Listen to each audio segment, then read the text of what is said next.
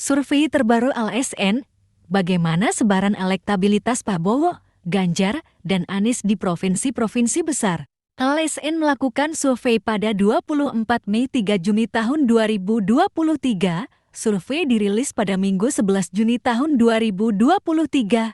Temuan menarik dari LSN adalah peta sebaran elektabilitas baca pres di provinsi-provinsi besar di Indonesia. Yuk kita cek. Di Sumatera Utara, Prabowo Subianto unggul dengan 42,5%, disusul Ganjar 40,6% dan Anies 13,2%.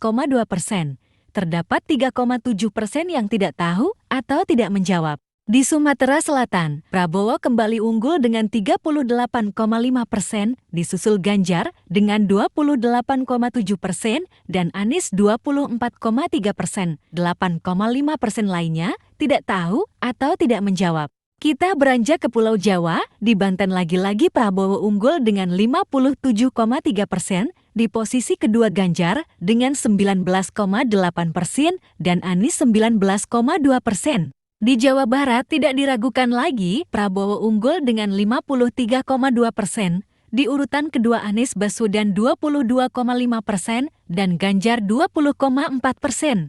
Jawa Timur bagaimana? Prabowo masih di urutan pertama dengan 41,2%, Ganjar Pranowo 40,8% dan Anies 13,3%.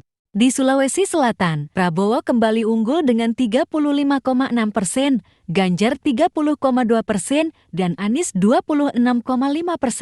Sekitar 7,7% tidak tahu atau tidak menjawab. Bagaimana DKI Jakarta dan Jawa Tengah?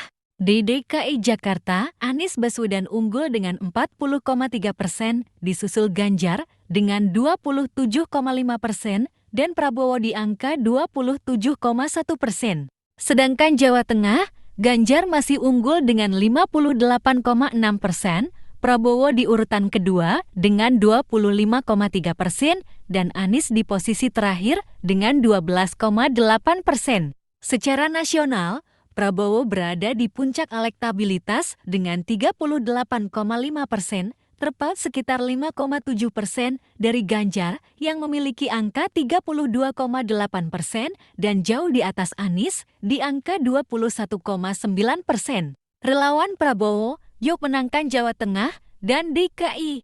Bisa dong!